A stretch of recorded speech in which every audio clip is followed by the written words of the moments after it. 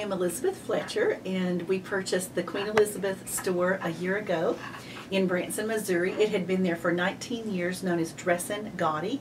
I had shopped there, and many times in shopping outlet malls in Dallas area, the wholesale markets, I had wanted to open a store like that. So it was my husband's birthday present to me a year ago. And I love the fashion market, and I love shopping. After more than 30 years of teaching marketing, it makes sense to actually do marketing for my own store.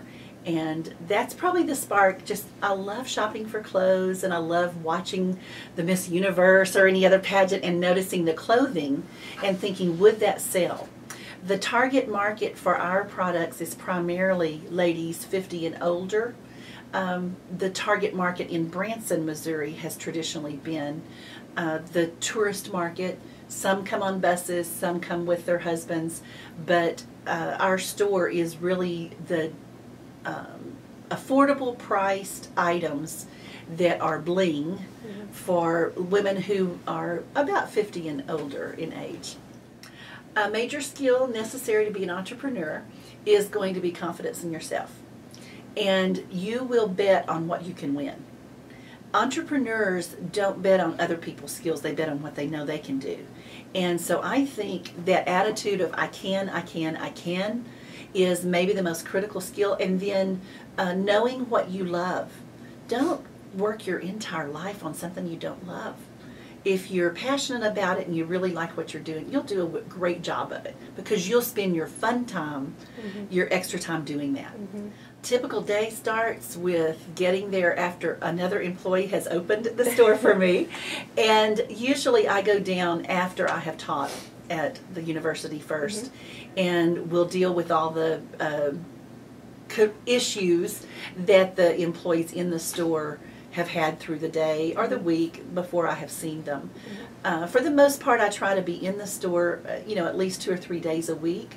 But as the owner, now I can back off from some of that a little bit in the off season and be there. As an owner, you can give yourself some time off. And but a typical time in the store, I will be face to face with as many customers as I can. They like to talk to the owner, and it does increase the amount of sales per customer.